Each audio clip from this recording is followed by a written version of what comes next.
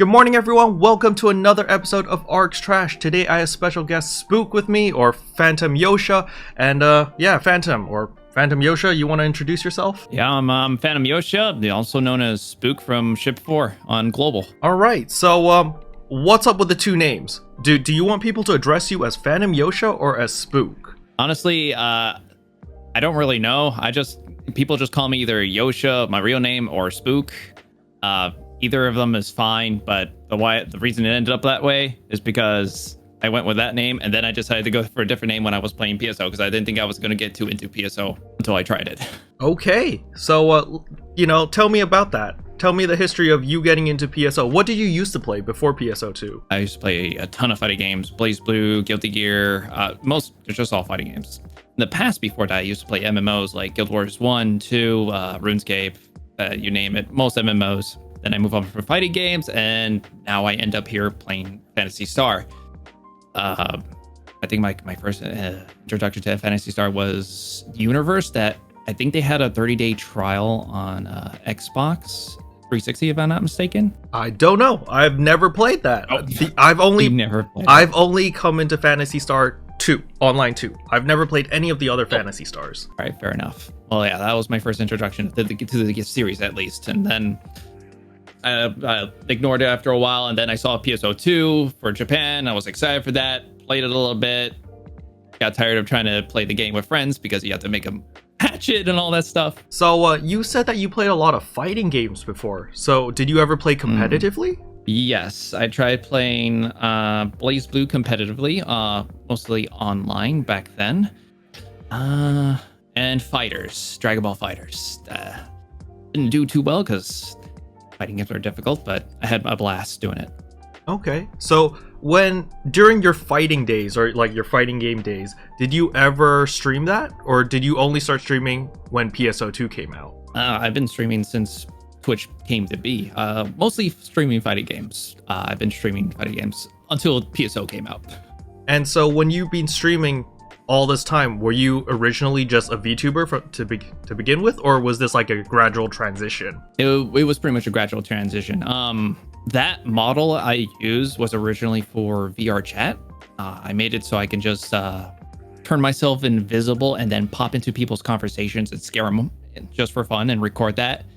I never got the chance to do that, so that model was made and put off for a while, and then somehow, I don't even know how it happened, I just slowly got into VTubing on the channel. So you made this model all by yourself from scratch? Unfortunately, yes. Why unfortunately? 6 months of time wasted just to make something out of Blender. Well, I mean, it looks good, don't you think? Yeah, just doesn't have a body. It's just a head and a cloak. Well, I mean, do you have a history of did you know how to do all this stuff, or is this all self-taught? Half self-taught and asking a lot of questions and watching YouTube videos. Well, that's good. I mean, you didn't have to take any formal classes. You didn't have to commission anything.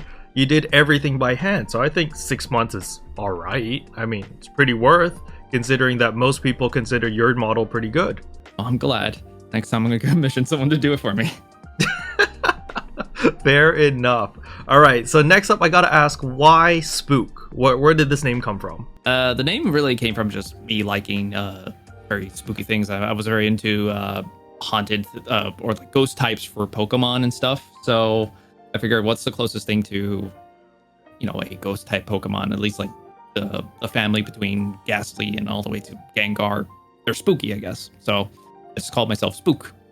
And tried to make a Hexmaniac costume, because I had one in the Japanese version where I made Hexmaniac. But, with New Genesis, you can't really use some of the cosmetics anymore. So I don't look like that anymore. But yeah, that's how I ended up with Spook. Okay, fair enough. What I wanted to ask you is, you play on Ship 4. So can you tell me about the difference? No, actually tell me why you picked Ship 4 first. It's a very simple reason. When New Genesis finally released for Steam and I jumped on, all the other ships were full except for 4. I didn't feel like waiting and I said, screw it, Ship 4. I don't need to be a Ship 2 bandwagon or anything like that. So, but you played the base game before, right? I've played the base game before on the Japanese version. Ah, I see. And were you on Ship 2 on the JP servers? Yes. How long did you play on the JP servers? I was on and off most of the time, so I didn't take it too seriously. But I guess maybe 3 years. Okay, fair enough. So just to clarify with the audience, I just want to explain what a ship is. So a ship is essentially a server in PSO or PSO2. So when you connect to a ship or a server, it has its own unique player base, its own unique market. Things don't transfer over to different ships or different servers. And so what I want to ask you, Spook, is on Ship 4, as we know, the player base there is a lot smaller compared to Ship 2 and Ship 1. Right. So how is it different? How is the community different? Is anything else, out of the ordinary that you don't see on bigger ships? It's really hard to answer a question like that because I don't have any characters in other ships to compare to. I mostly just would hear maybe some gossip or other people talking about the other ships, and that's how I would get my information. But I take it with a grain of salt. I do know that we have the smallest population, one of the smallest populated servers. But so far, ever since I've been on Ship 4, everyone's been very nice. I haven't had an issue with a single person there. It's been quite fun. Only issue would be a lot less rooms to hunt my veterans. Something that I just assumed that would happen is because Ship 4 has a smaller community, wouldn't the community be a little bit more tight-knit, like everyone knows everyone sort of deal? Yeah, that's true enough. Everyone knows everyone. Surprisingly, not a lot of people. No, that's not surprising because I have 2 different usernames. People don't know that I stream until they find out I stream. It's like, oh, you're the Spook. I see you jumping around. So everyone eventually knows everybody. So yeah, definitely. That's actually really interesting because, like, if you play on Ship 2, I'll just speak from my experience. There's a lot of people on Ship 2 that don't know who I am. And I'm pretty much, putting daily videos out there, content every day. And so I have a lot of exposure. But because of how big Ship 2 is, there are a lot of players that don't know who I am. But for me, I really like that. I like being anonymous because it's just like, oh, people don't have high expectations of you because they don't know who you are. But when they do know who you are, then they're like, oh, I saw your video where you upgraded your relic katana. I upgraded your armor. You should be hard carrying now. And there's that sense of expectation. So in Ship 4, do you guys have like, oh, this is the hard carry. Oh, that's that whale. This is, do you have that sort of vibe on like each person has its own characteristics? No, not necessarily. I never really experienced that. Usually people just thank me for the videos I do, or if I'm streaming, just hang out. They never really have anything like that. There is no expectations to be met. Do people look out for you, for example, if you're vet hunting and they're like, oh, are you vet hunting today? It's like how Thrift has that, he has that reputation that when he's streaming, he's always vet hunting, right? So when people see him online, they always assume that, yo, are you going to go bonk some vets? Do they have that type of feel with you or not? Yes, whenever I do vetting, people will be asking, yo, Spook, are you vetting in the group chat? So yeah, that is a main thing to do with this game at the moment. People just like coming together and fighting a giant veteran. Of course, everyone goes with Thrift because it's a bigger place and a lot more players. Here it's a little harder with Ship 4 because the population. I don't do it as much as Thrift, but it's probably everyone's doing it on each ship. Okay, speaking about different type of content, what type of content do you enjoy doing the most in the game right now? Right now, ever since we got Dark Falls, I've been slowly expecting and focusing that. I've been waiting for it to come, the concerts, and then Dark Falls. That's all I really want to do as of right now and try to get some relics from it and sell them. Well, I mean, Dark Falls only comes once every, I want to say 4 to 8 hours. We get maybe one run, right? So there's a lot of dead air in between that. What are you doing? I'm mostly, recently Relentless training, but we hunt vets. If players need help leveling up, I join them in either Makid or Alnoth or wherever they need to level up in and, just go on hard grind. Get materials and augments to better increase my chances of leveling my gear or selling them on the market for more Maseta or just customizing my character. I mean, that's all we can do right now until I get my personal quarters. True, true. So let us talk about this new update. Well, it's not new anymore, but at the time of this recording, today is the 21st. We're about to get the new update, which will give us rank 3 of Rezel Forest. But what I want to ask you is, what do you think of the February 16 update, which was the update which introduced the Darkfalls urgent quest and all of that content? How do you feel about that update? The update was very nice to have because we've been waiting for a fight like this compared to the other urgent quests. I do wish there was maybe more quality of life updates for maybe improving something on the menus. What else? I had it in my mind, but that's something I should look back onto. Well, I mean, you said quality of life updates. So what type of quality of life updates do you have in mind? Just more improvements to the menus. Let's say a quest counter would be nice compared to having to go on the world map to accept the urgent quest. I feel that's a little annoying, and the way the little password box appears, it's a little confusing for most players. I don't think it's properly explained. If you give a new player leadership and you want them to, let's say, queue up with you, they have no idea what to do. It's funny that you say that, because even people in my alliance, which are like veterans, have the same problem. Like, some people just don't know how to make a passworded room, or they don't know how to join a passworded room. It got to the point where I literally made a 30-second short on how to make a passworded room, and I just pinned it on our Discord. And if anyone didn't know how to do it, I was like, please watch the short. And that's how I solved my issue. But I definitely understand there's the menu system and how to join a passworded room and all of that is very convoluted.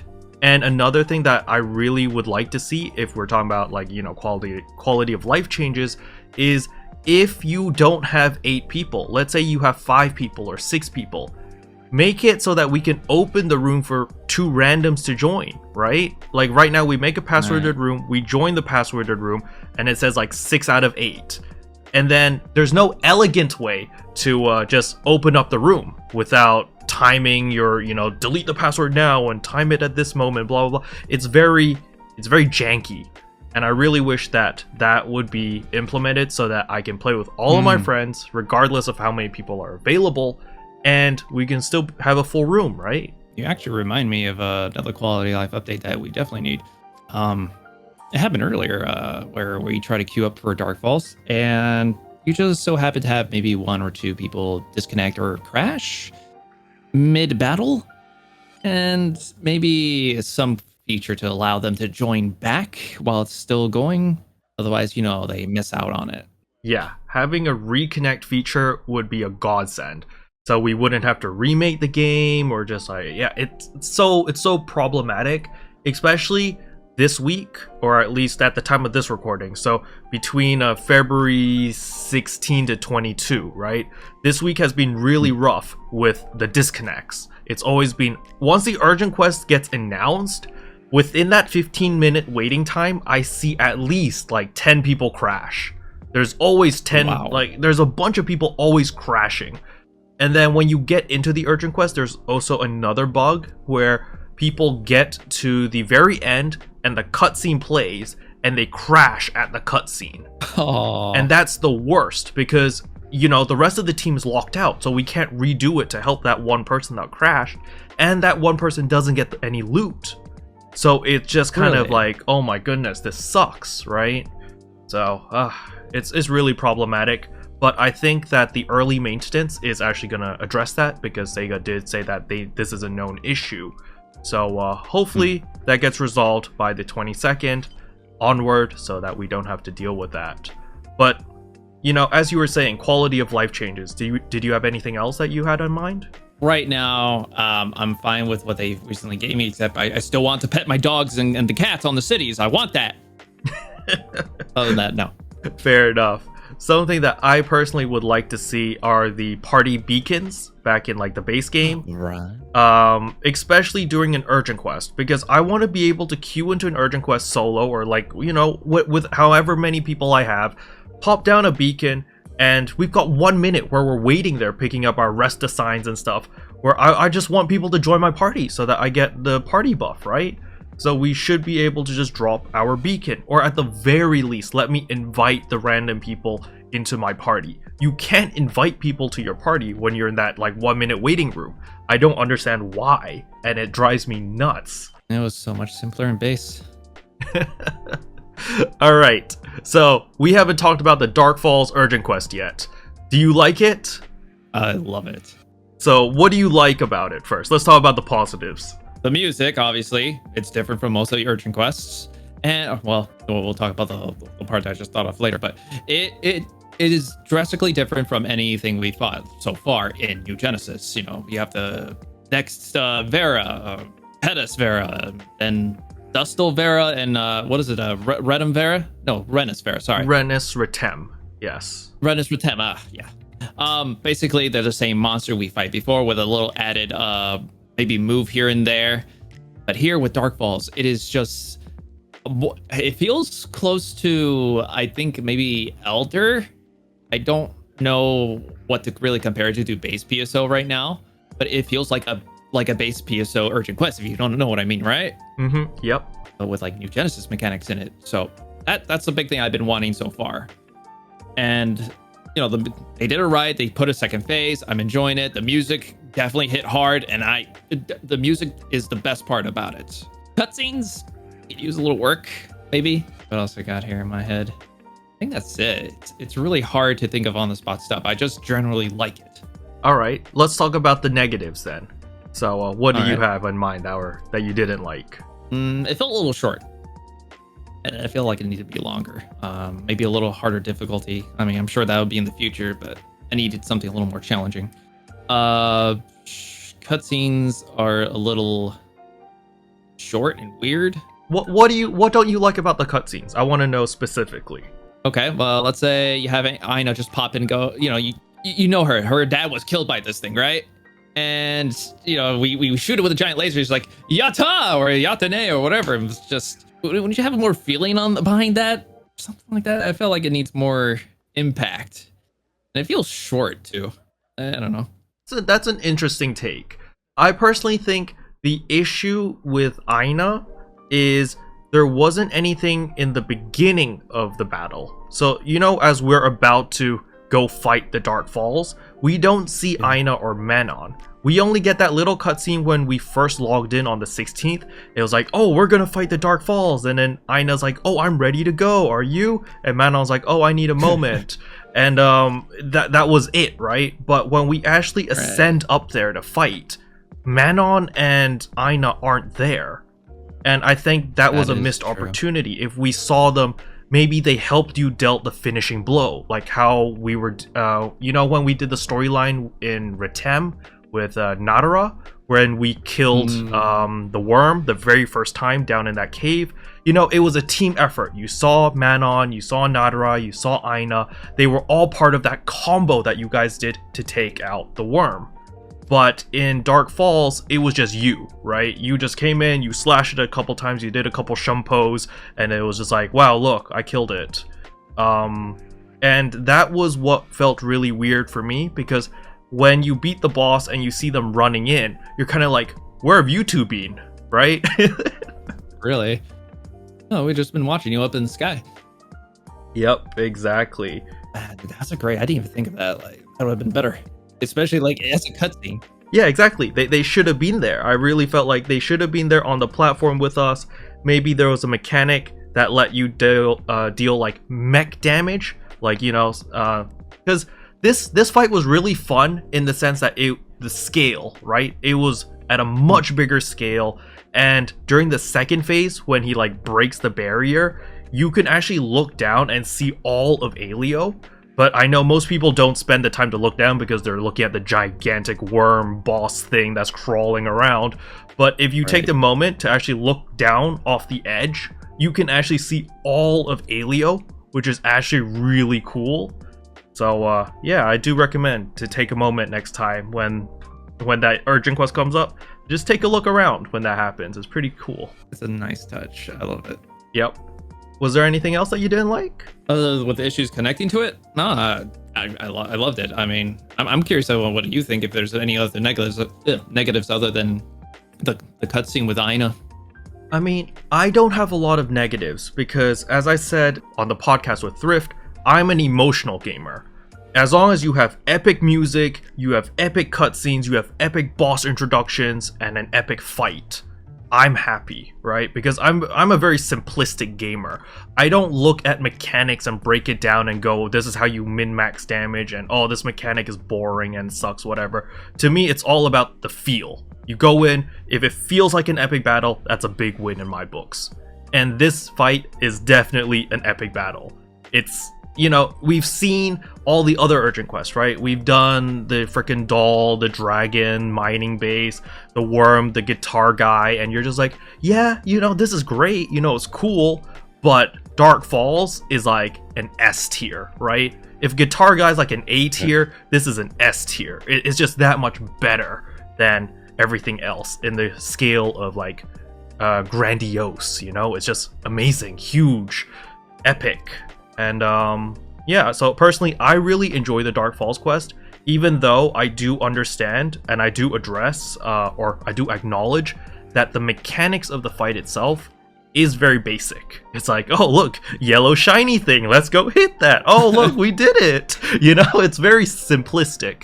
But, you know, as the first introduction to a lot of the newer players, which have never played base, I feel like this is a good stepping stone for people to know what is Dark Falls. Because no, like, you know, as a new player, you don't know what the heck a Dark Falls is because you've never played PSO or just Phantasy Star in general. So this was a very good introduction of like, oh, this is Dark Falls. Okay, I want to see more now. You know, it's a good appetizer. That is a good way to put it. So now let's talk about the weapons and the loot that drops from Dark Falls. So, Sanquium weapons, how do you feel about them? Not a big fan of Sanquium weapons for the obvious reasons, the potential and the amount of, you know, photon scales you need to get for it. I do agree that the Sanquium weapons are stronger to relics in a sense, but I don't think it's really worth for me as a player who's been focusing on relics for this whole time to just suddenly jump to Sanquium. Maybe it's for people who cannot get a relic that easily.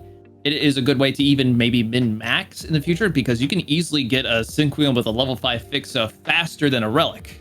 I mean, the chances of getting a relic with a Fixa are very low, I guess.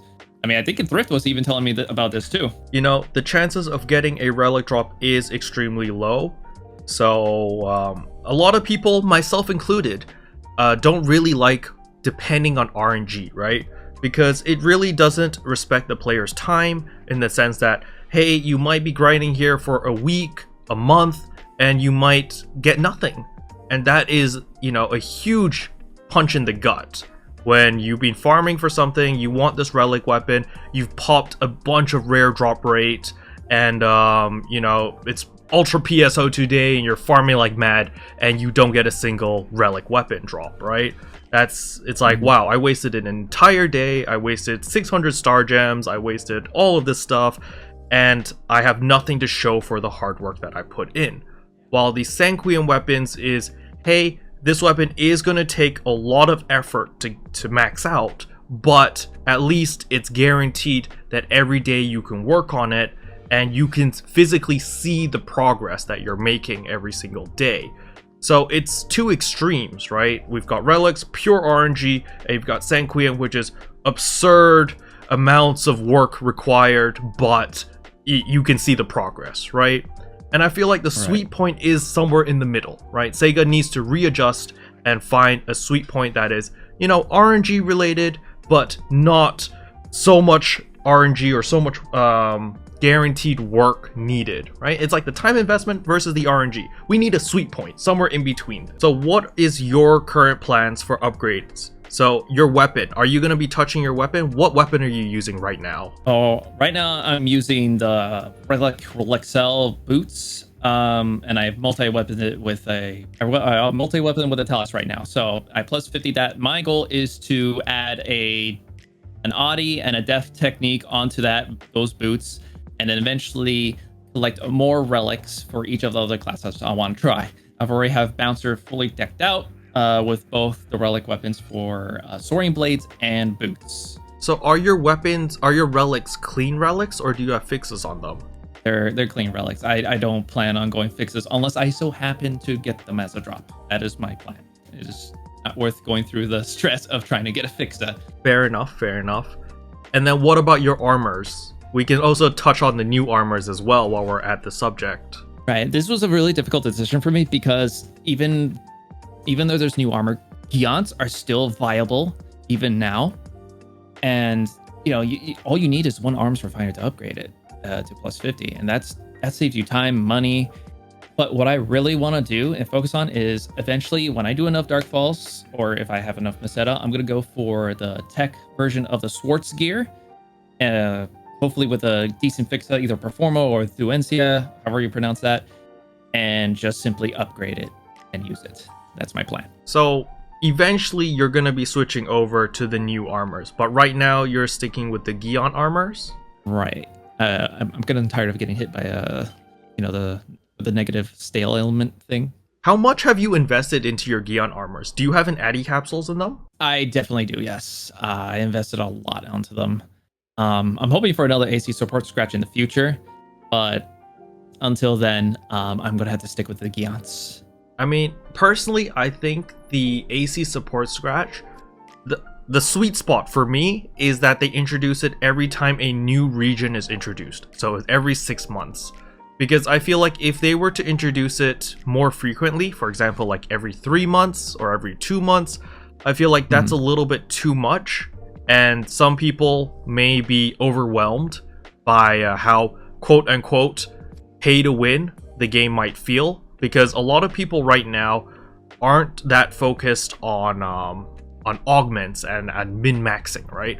Only recently, because we got these new armors, we got these new weapons, that everyone's scrambling, trying to get all of these different Addy capsules, all of these different, the new Def Mites, Def Tech, all of that. Like, a lot of people are really focused on upgrading right now because we've got new gear, right? But I feel like new gear should come in increments. So when we get our next level 45 level increase, then we get new gear again. And then eventually at level 60, we get new gear again. But I don't want to overcomplicate the game by introducing all of these support scratches, which try to encourage people to spend a lot of money to essentially buy power, right? Even though I personally am on the fence of the support scratch is a little bit pay to win, but it's not the end of the world because you can just buy them off player shops, right? I mean, I have Addy capsules and I'm fully free to play, but I want to hear your point of view. How do you feel about the support scratch? Is it pay to win? Is it free to play? Or what? What's your view? At first, I thought it was pretty pay to win because I'm not used to seeing augments as a scratch option. Because remember, I was playing base on and off, so I never got it to experience that. If they ever had a support scratch like that in the past, I'm pretty sure they did.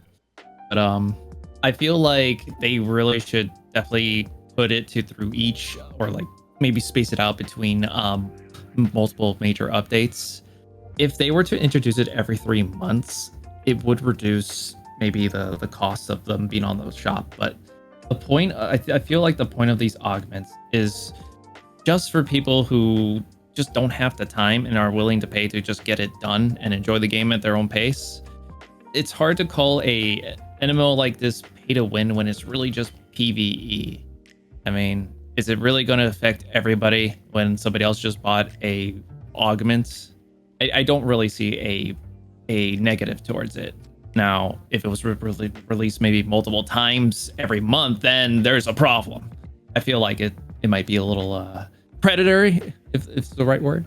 Yeah, I think you have a very good point there, and that is that PSO2 or NGS is a PvE game. There is no PvP aspects at all.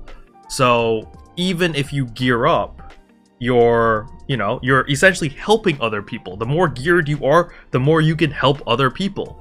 Because there is no downside. You're not going to be like, oh my god, Spook has a Fixa 5 relic. Gosh damn it, that sucks. You're not going to be upset about it. You're going to be happy for them because you're like, oh, they're going to be a lot stronger now. So now they can, when we do run purple triggers together, it's going to be even easier because they're going to deal tons of damage. So it helps you as well as a player. So there are no downsides. I felt like that was a very good thing that you pointed out there that is PvE oriented. Yeah, I used to play a lot of PvP games. Black Desert was one. Definitely a focus to not be pay to win, but eventually it became pay to win due to some added options to buy, I believe, gear. I think it was some method. I stopped playing before that happened because I was interested. But with this game, I don't have to worry about that. It is just fun leveling and working on my gear without having to worry about being competitive between each other. I just want to focus on getting my gear up there, and that's it. Yep. That is very true. NGS is such a chill game. How many hours do you think that you clock in a week? I would say maybe close to 28 to 30 hours. All right, so you play 20 to 30 hours a week of NGS. Do you feel like there is not enough content for you, or do you think it's all right? Definitely in the past, it wasn't enough content. It was obvious. Right now, I feel like it's still not enough, but it's improving. I feel like they could do a little more, maybe, I don't know. It's hard to really think of what they could do because I don't know what they're going to do. They're changing things up. Maybe they're going to speed it up with the new urgent quests we're getting eventually, and the events with the light. I believe we're going to get the light weapons, if my prediction is right. So right now, what they gave us with this Dark Falls update and releasing each area one by one is quite enough content, even though it can be a pain. Mount Magnus was a nightmare for me. I never want to experience that again, but I think they're improving, and we'll eventually get to a point where we have enough content regardless of how many hours we play. I personally think it's a sense of paradigm shift, so a point of view. So in my point of view, the game before the Dark Falls update was a little bit stale because I didn't have a clear goal. Like, I got my relic weapon, I was blessed by RNGesus, and I got like the perfect weapon and I was done. So for me, there wasn't a clear goal of what am I working for. However, once the Dark Falls urgent quest dropped, we got the new Sanquian weapons, we got the new armors, and for me, it was all about the armors. I was like, yes, this is what I want to max this out, this is my next big upgrade. So I had a lot of stuff to work towards because of this new armor, this new big upgrade that I deemed worthy.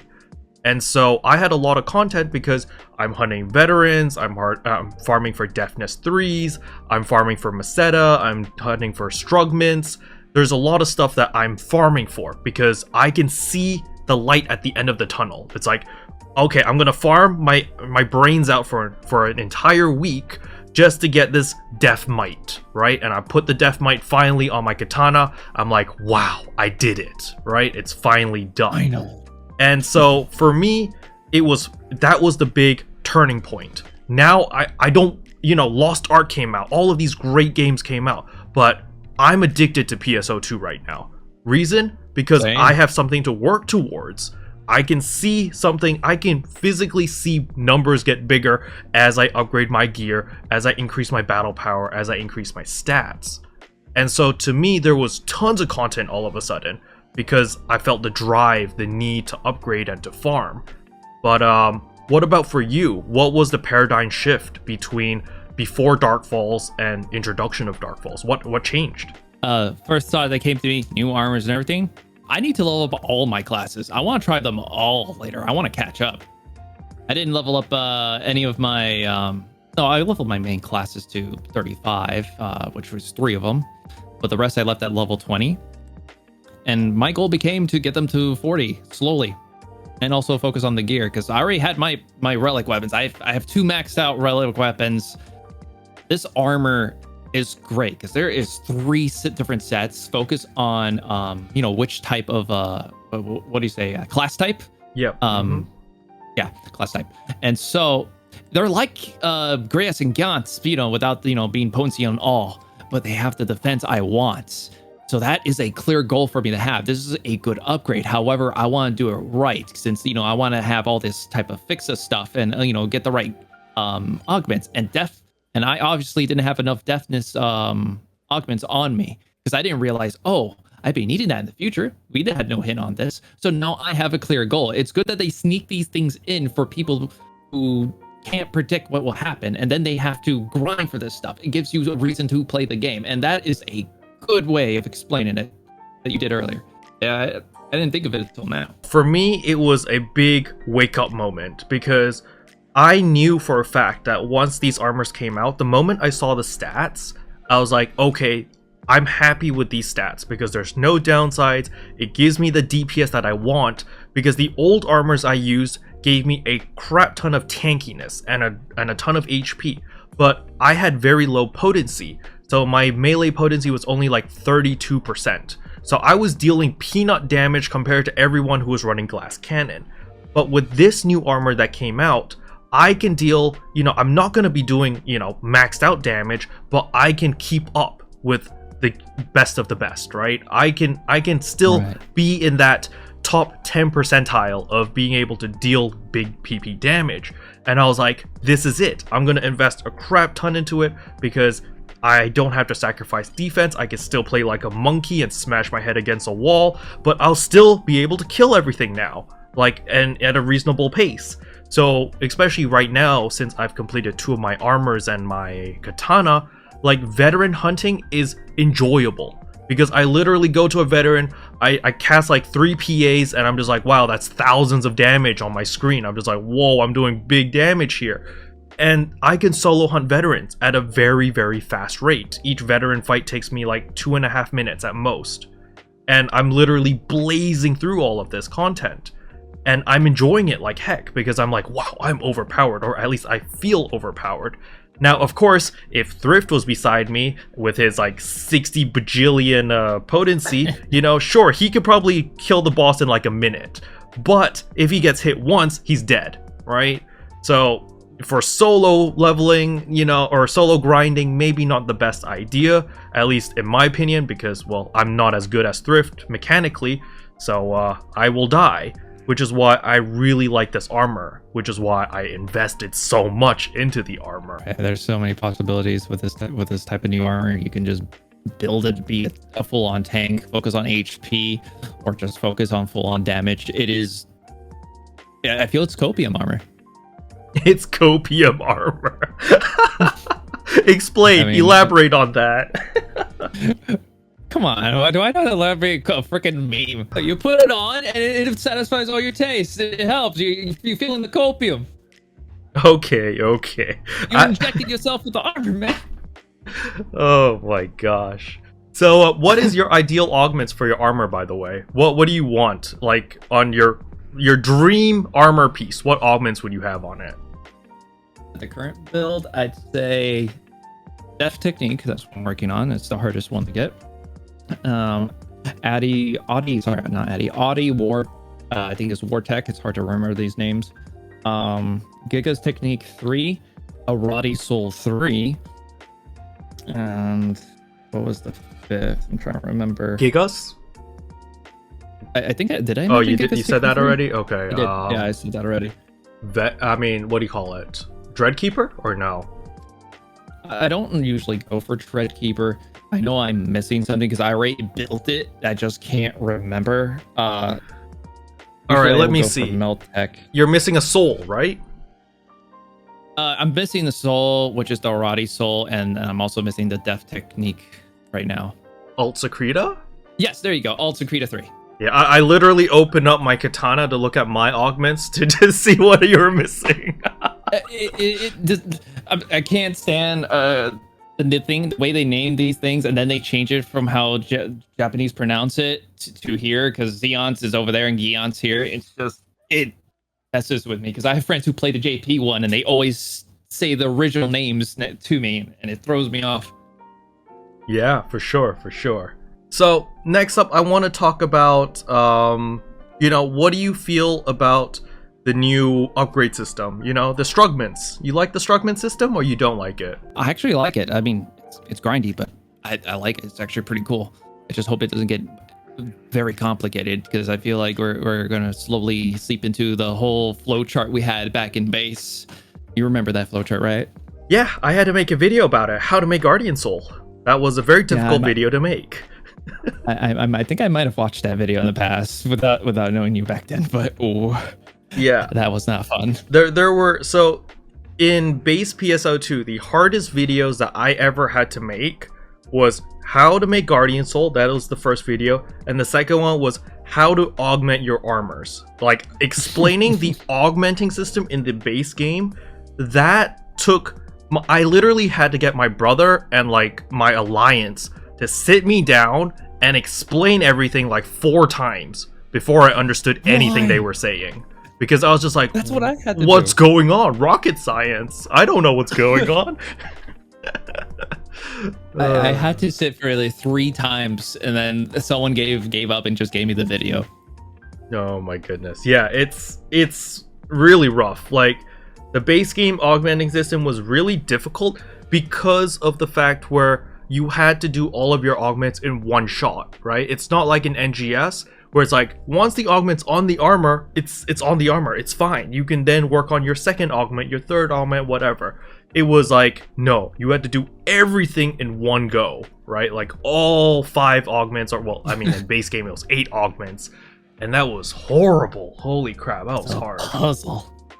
Yep. I'm glad they definitely changed the system a bit. So, and plus, the augments drop as items. Yes. Back then, that was rough as well.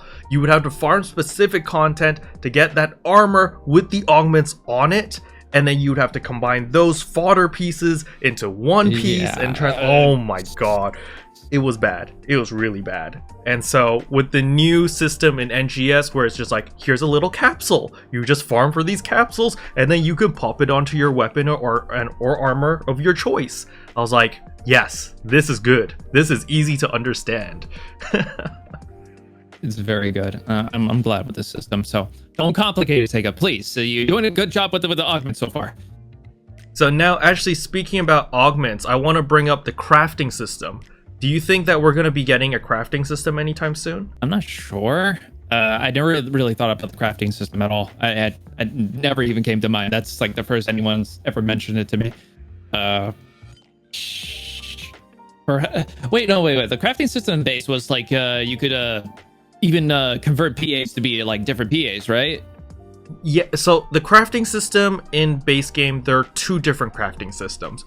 The first one was you had to have it on your personal quarters where you broke down PAs and you could make better PAs or new PAs, right? So you could change the way that your photon art works. So that is one sense of crafting. However, the version that I'm talking about right now is, remember Ziggs? There was like an NPC specifically for combining weapons, combining armors. I'm talking about that crafting system right now. So we'll talk about the PA crafting system after we talk about the weapon and armor crafting system. So do you think that we're going to be able to upgrade our weapons and armors anytime soon through crafting? I believe at some point later on, maybe past level 60, I would expect. I would hope, because it will change things up a bit and just keep repeating the same cycle of new weapon here, it augments, put it on, and there you go. Max it to 50 or 60. I feel like that for each plus 10, they're going to change it up. Who knows? I couldn't tell you at this point. It's your guess as good as mine. Boring answer. I'm gonna go straight to the deep end and speculate some crazy monkey shit. So I think that the relic katanas or the relic weapons, we're gonna be able to use that as a crafting material to upgrade, because they did say in an interview that the 6-star weapons or the 6-star rarity items are not gonna be tradable. So the moment I heard that, I thought, listen, the 5-star rarity weapons are tradable. We're going to be able to combine our 5-star rarity weapons together to make a 6-star rarity weapon. So we have Relic right now, and we have Sanquium. So at level 45, we're probably going to get like some new weapon, right? But it's probably just going to be a little bit better than the Sanquium weapon, or on par with the Sanquium weapon.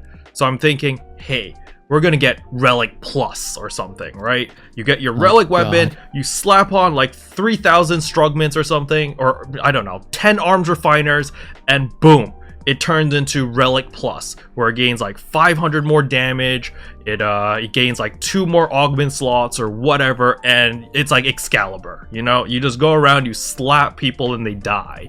And but it's not tradable. It becomes bound on account. It's stuck there. It's on your account. You can't do anything with it, even if it, even if you get power crept, GG, that weapon's stuck on your account. So there's a trade-off, and I think that would be a very interesting idea of just like, hey guys, you want free power? You want to get it super easy? Here you go. Here's another curveball. Maybe relentless training. If we finish all of the new relentless training, we get some free crap. You get a potential Force Sanguine weapon if you complete all of the relentless training that's coming out tomorrow on the 22nd of February. What do you think about that? I'll admit, my answer was boring. I'm going to steal your answer instead. That's my answer now. That's all right, fair enough. But what do you think about the relentless training? Do you think that we're going to be getting like a new reward at the end? Because 100 star gems, like, I'm not going to lie, this relentless training that we just did, that you just went through hell for, the rewards ain't worth it, right? Exactly. I hate that you reminded me of that. I just finished it. I just forgot about it, and you had to remind me. But definitely needs better rewards. And you know what? Relic material to, let's say, whatever, make a relic plus whatever, potential for reward, something for my hard work for doing that. Hell, even a title would have been nice. Yes, I would love to see that for relentless training. That would make it so damn cool.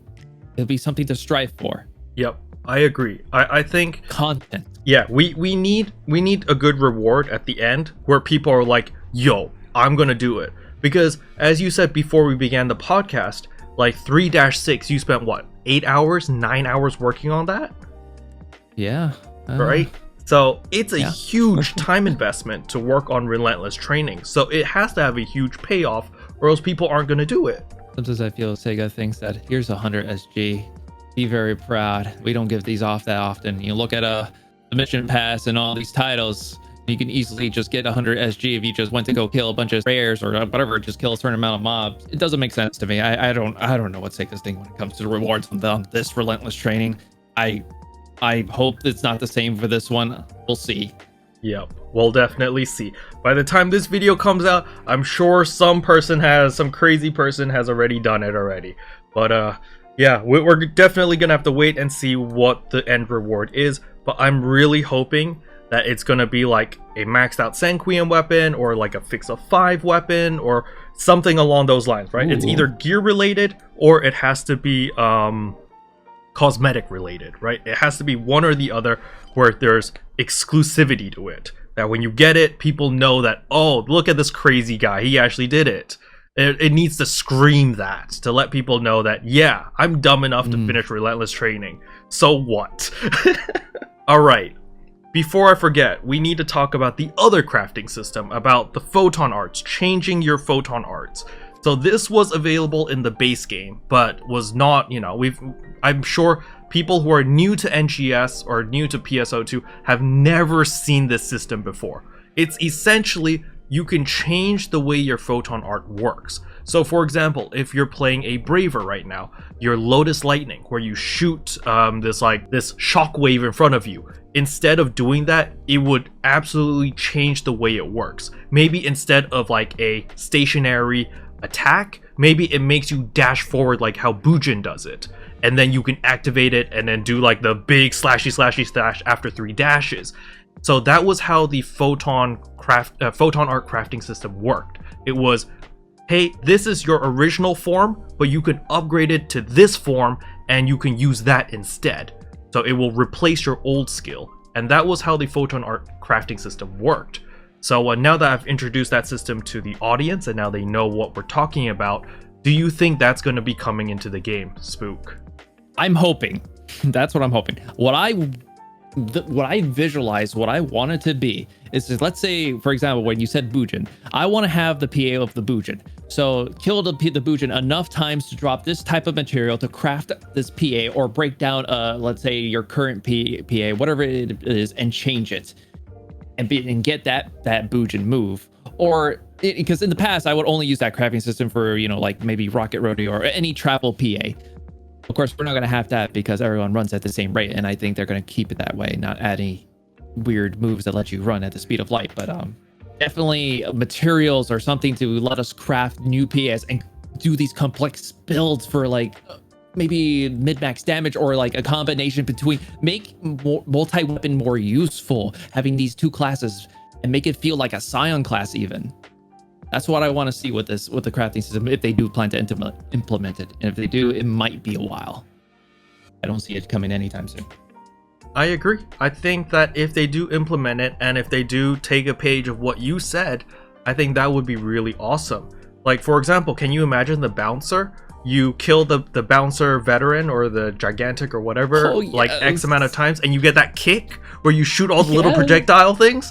That would be so cool. I want that. I want that multiple kicks.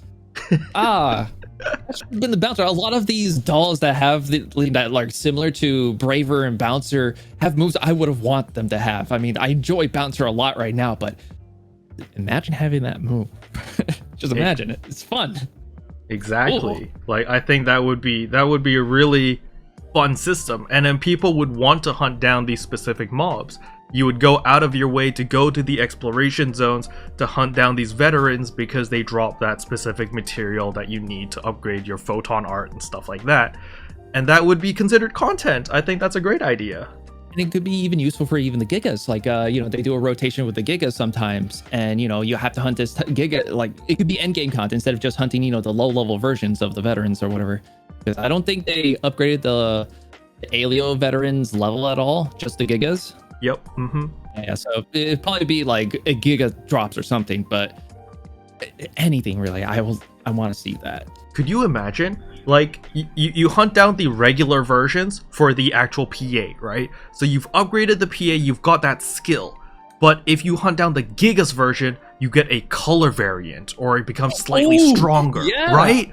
Then it's just like, yo, yeah, like, it's just a totally different color. Because right now, a lot of people like GM Custom rock a color variant weapon because it makes their projectiles different because they play gunner. Right? So they want the red bullets, not the blue bullets. So they get the color variant. But if you had, like, you upgraded your PA to a specific level and it has different grades of color as it increases, as it gets stronger, or as you kill the Gigas. So people know that, wow, you unlocked that color variant. How did you do that? And then you tell them, yeah, you gotta kill like 100 Gigas. And it's just like, yo, let's do it. I can see them doing it, because look at Dark Falls right now. Dark Falls drops 3 of the default motions of running, gliding, and I think dashing. And it comes with this dark aura, but the particles just change to this black particle stuff, because it's Dark Falls. And, that's, I see them doing that with maybe PAs. It could be very possible. That would be really sick. Maybe even like little cool particle effects, flowers or something. Instead of the weapon shooting flowers, it's your PA that does that. Who knows? There's so many things that I feel like they can do. That, like, you opened up my mind to that. Like, I didn't even think of that till now. Frick. All right. Now that I've gotten you a little bit more warmed up, you're a little bit more talkative, I have to ask the big question that Thrift said that you had a really good answer to. And that is, what do you think the new urgent quest in Retem is going to be? Oh, this. Right. We were speculating. Now, you do know how we got the Magnus, what was it called? The rank 3 combat area for Magnus. Yes. And then after that, we got Dark Falls with another combat area. Yeah, with labs. Mm-hmm. Right. So if I think on the roadmap, we see there's an urgent quest for Retem. If I'm not mistaken, they did cancel the seasonal urgent quest that they were going to give us for some reason. They crossed it out on the roadmap, but I feel like we're going to go with the same formula here for Retem. We're going to have maybe Alnoth first be the next rank 3 combat zone. And then when we get the second one, that pyramid in Retem is probably going to house a Dark Falls type of urgent quest. That's my speculation, and that's what I'm hoping for. Because if so, that'd be hella exciting. I don't know what it could be, but if it's a Dark Falls type of fight, I'm down for it. And finally make use of that pyramid that's just sitting there doing nothing. So you think Dark Falls is hiding under the pyramid or in the pyramid? I don't know if Dark Falls is hiding in the pyramid, but like something close to a Dark Falls fight. Something like that. Maybe the pyramid itself is a doll type Dark Falls. Another version of it. I don't know. It could be... As long as I don't want to call it Dark Falls, I just want to say it is a like an S rank fight. Let's call that, like you mentioned earlier, how we have A rank and S rank. Yeah, Let's for just sure. think of it as an S rank fight. Sorry, I just started chuckling because in my brain, when you said it's not necessarily Dark Falls, just something that comes out of the pyramid, I just thought of Silent Hill, the pyramid head guy. I was just thinking if the entire pyramid just comes up and you just see, like, you know, Attack on Titan, the freaking Giga Titans with a pyramid head and a gigantic great sword. So dumb. Oh god, no. Now you made me thought of like Final Fantasy 15. Remember the mountain turtle thing? Yes. The hour to kill. It's gonna be a turtle, but it's a pyramid. You have to fight the pyramid or something. Yeah, right. And it's like, and then so it's so gonna be like the base game, like emergency quest, where it's like when you have 3 different phases, right? So do you remember like the Shiva fights where we had 3 different phases? And then you have to like run it multiple times in order to break like specific parts or get its HP low enough to move on to the second phase and the third phase. So can you imagine?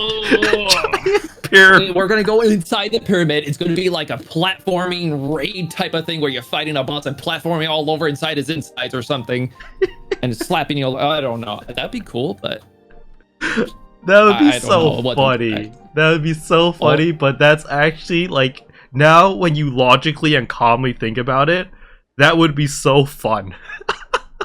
It would be fun, as silly as it sounds. I mean, they did Las Vegas and base, and you seen the Statue of Liberty riding the Sphinx with holding Eiffel Tower as a weapon.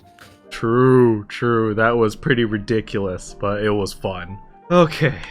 Now, for the last question I have for you.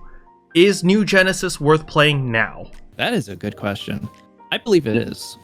If you start as a new player right now, you have plenty of content, to try to catch up with people in the end game, focusing on the Cinquium relics eventually. I don't know how it is for a new player right now when it comes to purchasing gear and stuff and playing with other players, since I'm on a low populated server, but on a high populated server, I feel like this is a good game to get into.